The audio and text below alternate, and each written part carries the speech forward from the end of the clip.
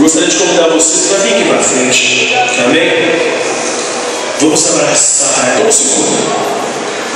Eu sei que o Espírito Santo está em todo lugar aqui, porque ele habita em mim, habita em cada um aqui.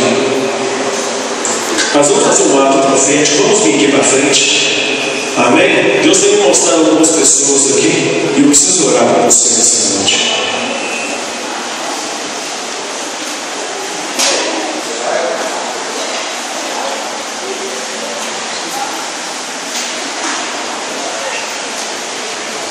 Fica à vontade se você quiser ajoelhar no joelho.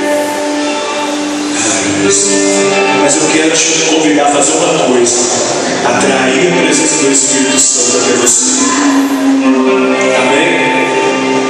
Feche seus olhos, não quero ninguém me olhando.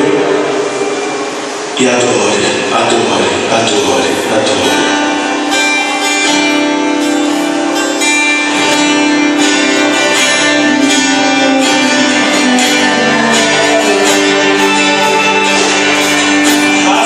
Essa noite, Deus está presente.